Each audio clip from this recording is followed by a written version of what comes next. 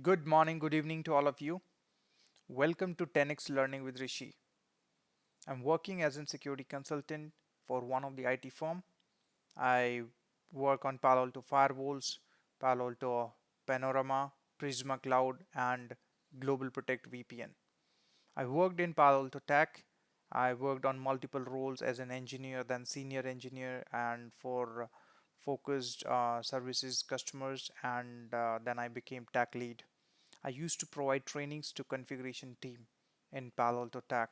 So what configuration team does, they help customers with the configuration related stuff. If they need any assistance on a basic configuration, so that team helps them. So I used to provide training to them.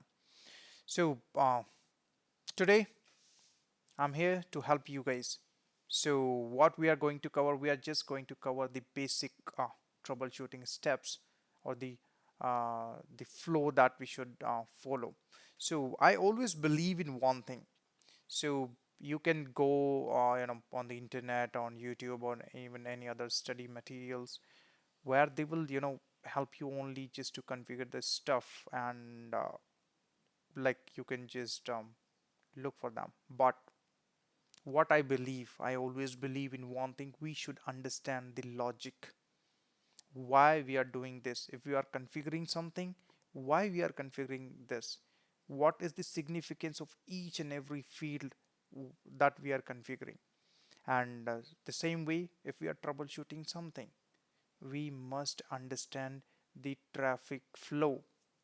So we will be covering this in this class, although like we will not be going to the practical lab in this class, but we'll be covering this the basic steps or the flow, how we should troubleshoot uh, on Palo Alto firewalls.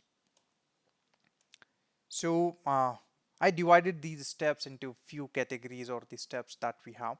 So first thing, traffic received on firewall. So suppose you are troubleshooting anything, even not on Palo Alto firewall, even any device in this world. First, you need to validate that the traffic is hitting to that device or that firewall or not. Because if you are not receiving the traffic on any of the device where you are troubleshooting, then you cannot do anything. So first we need to know how to validate that the traffic is hitting to our device or our firewall or not. Then the second one, do we have a security rule? So in terms of firewalls, do we have a security rule for that? So we just need to validate it. So we can just go to the security rules, then we can check, we can set the filters to validate that rules. So it's a manual task, but we have also have another way, I'll tell you. Then firewall is dropping or allowing. Then it comes to the firewall. Suppose we receive the traffic, we have a rule as well, but firewall is dropping it. Then we need to understand why firewall is dropping it, because you can identify from the logs that firewall is dropping or denying that, but what is the reason that firewall is dropping or denying this? Okay, so we will also cover this. Then the next one is allowing. If firewall is allowing, that means we are forwarding the traffic. Then why firewall is dropping, like I already covered this, but we will understand, or we will I'll show you the steps that how we can identify that the Palo Alto firewall is dropping something, then why it is dropping, how we can identify that reason. So once we identify that, then the last one is fix it. So let's go step by step. The first one, traffic received on firewall or not, how we can validate it. So there are multiple ways we can validate that traffic is being received on the firewall or not. The first and simple way, just from the GUI, go to the traffic logs and check in the traffic logs that like just set the filters from that specific source to that specific destination. Do we see any traffic hit or not? Okay, so from there we can validate. The other way, from CLI, command line, just log into the command line of the firewall and then run this simple command. So this is the same thing, like in traffic logs we just check it or set the filters in GUI. In CLI we just do the same thing, but it just shows us the sessions. Okay, uh, So sometimes we don't see the traffic's logs into the traffic log, but we can see in the session table. So the command is show session all filter source 10.1.1.2, and destination is we are taking it here 8.8.8. So whatever destination IP or source IP that you have, you can use it. Then it will show us the session IDs. So suppose we see some logs, but if you want to see the detailed logs, like what is the source, what is the destination, if NAT is happening, which NAT IP we are using, if we have a pool of IP, so which specific IP took from that pool, we can identify this. Then which security rule it is hitting, which NAT rule is matching, which application is identified, how many traffic or how many packets transmitted, how many packets received, and there are so many other parameters. What is the ingress interface, what is the exit interface? So there are so many other parameters that we have that we can check. So we will cover it when we will be doing lab for this. So this is the second point that we can check the traffic is hitting to firewall or not. Then the last one is packet captures. We can take the packet captures on Palo Alto firewall. So so on Palo Alto firewalls, we have, we whenever we take the packet captures, we have 4 stages. So what these stages are?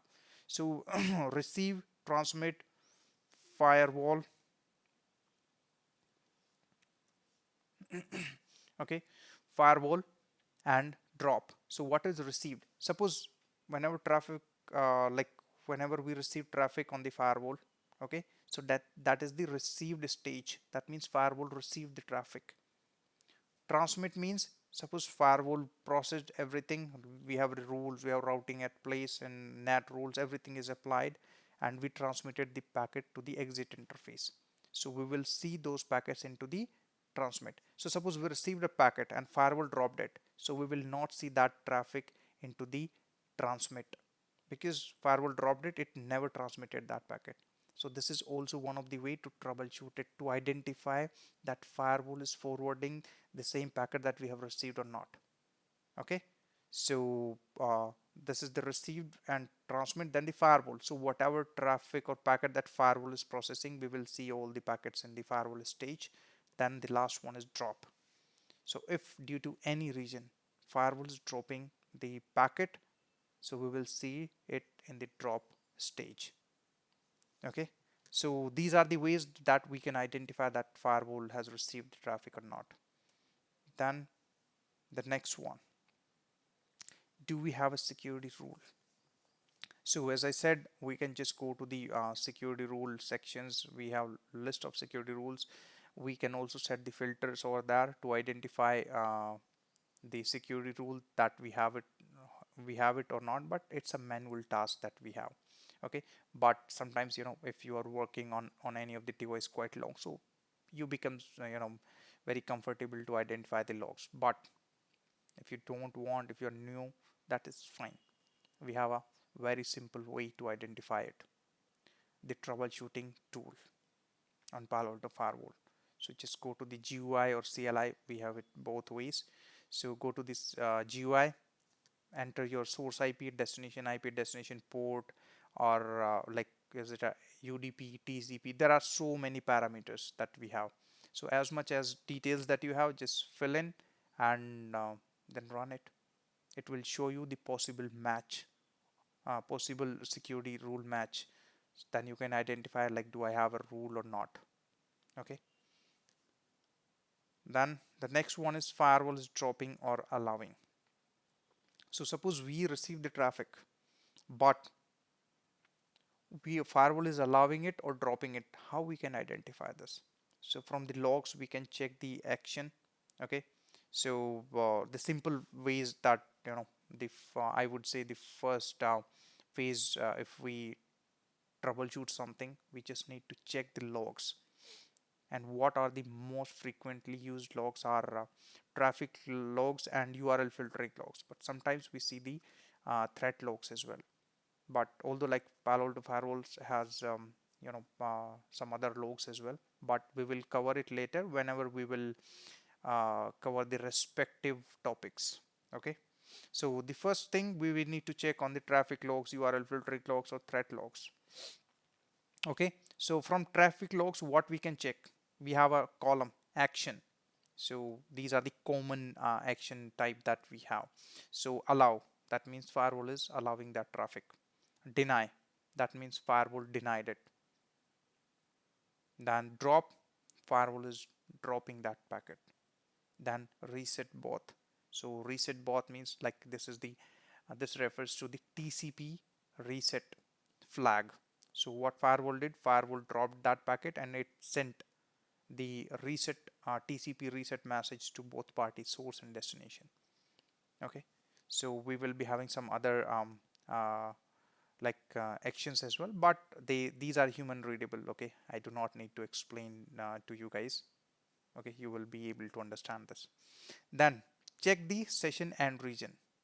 So there are quite few session end regions. So aged out, so suppose session is idle, okay, no traffic transmitted from source and destination. So like the Palo Alto firewalls, they have the default timers. Okay, we will cover it when we will troubleshoot it. Like what are the default timers for TCP, UDP, and SCTP, and some other protocols. Okay, so if no session is idle and no packet transmitted from source and destination, then the session gets aged out. Okay, that's normal. Then TCP fin. So as per the name, suppose either of the parties sent the TCP packet with fin flag, so the firewall will terminate that session. Then the next one is TCP reset from client. So as per the name, you can identify that there is a TCP reset flag from source or from the client. So firewall will terminate the session. Then the same way, TCP reset from server.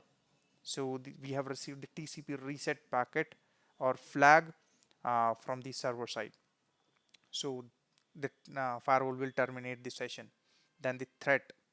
So most of the time, like whenever we see the threat, it is related to, like in enterprise networks, it is related to the URL filtering. So any of the URL is getting blocked, so we will see the session end region as a threat. So what we can do, simply just go to the URL filtering logs and check which URL is getting blocked. Okay, and then whitelist it, and it will work. Then the other reasons are like if we have any firewall found any vulnerability or something, okay, and it is hitting to that and the firewall is dropping it, we will see the threat end region. Then the policy deny, obviously, like we do not have any security rule or it matched deny rule, so we will see policy deny. Then the unknown, most of the time we see unknown whenever our TCP handshake does not complete. So when it doesn't complete, suppose we send TCP SYN and we never received the SYN ACK from the other server, so that session will terminate with the unknown region. Then sometimes we see we send the TCP SYN, we received the TCP SYN ACK, but we never sent TCP acknowledgement. Okay, then the SSL handshake is not completed. So there are multiple things that happens when we have the session end region as an unknown. We will cover it later when we will be doing the lab and if we will come across with such logs. Okay, then why firewall is dropping? Suppose firewall is dropping, you took the packet captures on and you found it into the traffic logs that firewall is dropping it. So now we identified it. Now the next stage or step will be to identify why firewall is dropping it. So we just need to check the global counters. Although like initially in the first phase you guys will be will not be able to identify it, but take it easy. It happens whenever we learn something new. It takes time, but if you know the right path or right things to check it or to validate the logs, you will learn it. Okay, so I'll tell you very simple ways. So we need to check the global counters. What are the global counters? They are the events or the logs, okay, that firewall generates whenever any packet hits to the firewall. It just goes to the session lookup phase, then slow path, fast path, content inspection, application identification. These are the things, okay, like we will cover the life of a packet. Okay, So like I'm just going to that thing. I just want to explain you what is life of a packet. So whenever packet hits, any packet hits to the firewall, how packet process it, how packet checks layer 2 packet, layer 2 header, layer 3 header, layer the transport layer header, what are the fields or parameters that our firewall checks. Okay, if the IPsec tunnel is terminating on the firewall, then how firewall decrypts that packet. We will also cover this. We will also cover how the session lookup happens. What are the 6 tuples that firewall checks to create or validate the sessions?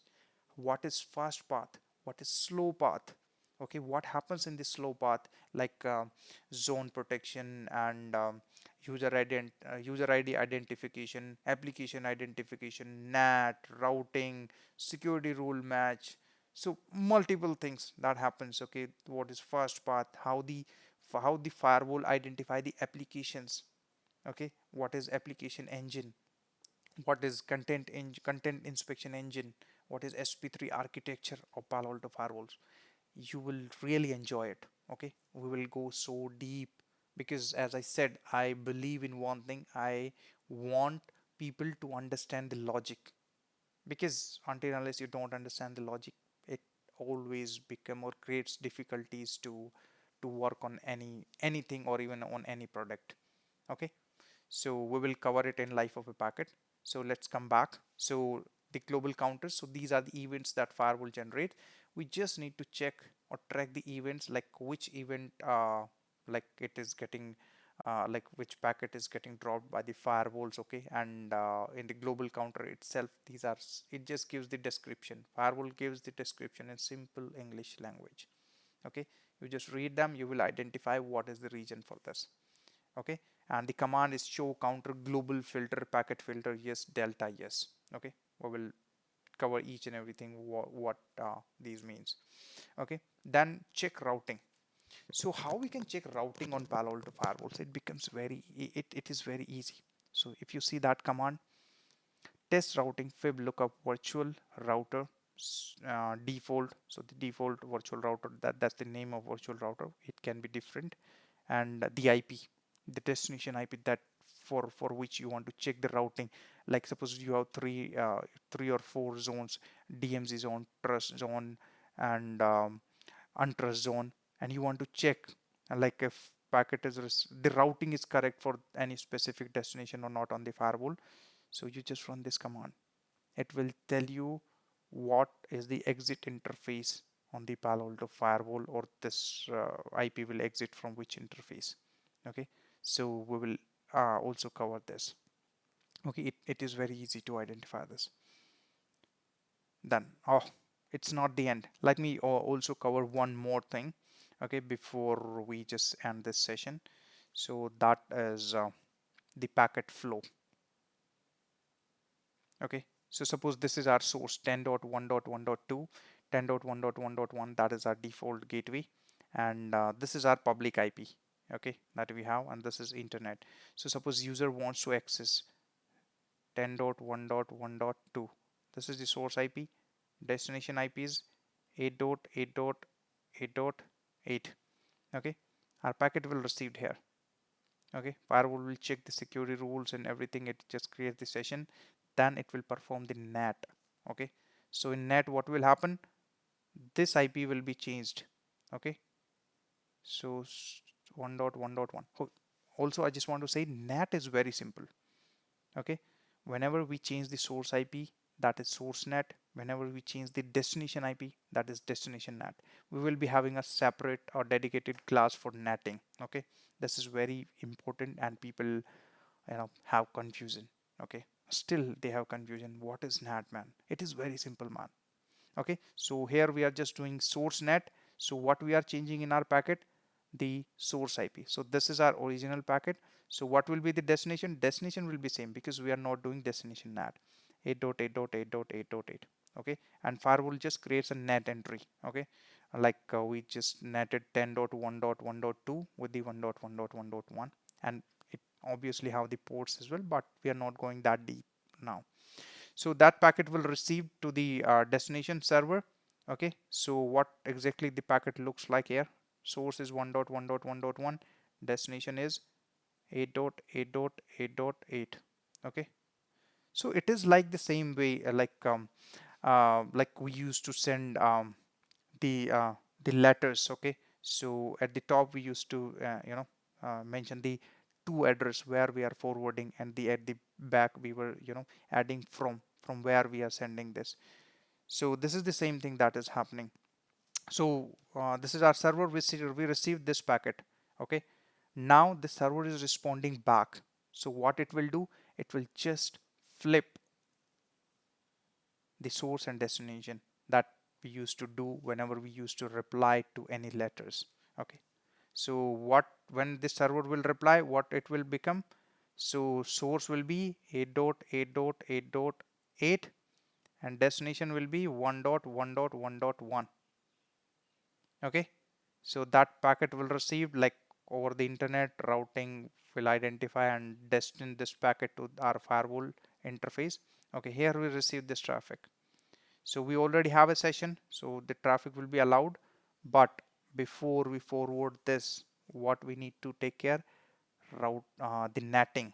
Okay, because when we send that packet, we netted 1.1.1.1, like from 10.1.1.2 to 1.1.1. So what we need to do, we just need to revert it. So here actually the packet that we will receive is source is 8.8.8.8 and destination is 1.1.1.1. So on the firewall we'll just do the net reverse netting for this. So how the packet will look like after just changing the IP from net translation table, source will be same 8.8.8.8 and destination will become 10.1.1.2. Okay, and this is what exactly the packet that we sent, and the firewall will send this packet. So here we receive the packet as an 8.8.8.8. Destination is 10.1.1.2. So this is just exact reverse of this. Okay, this is how the packet flows. Okay, and this is only one of the basic example that I took. Okay, whenever we will be covering this flow, we will be covering it in details, like with the port numbers and everything. Okay, so I hope you guys enjoyed this, and as I always say, it's not the end for the learning, it's just the beginning. So we have to keep on learning till our last breath. Okay, so thank you so much, and see you soon. Bye bye.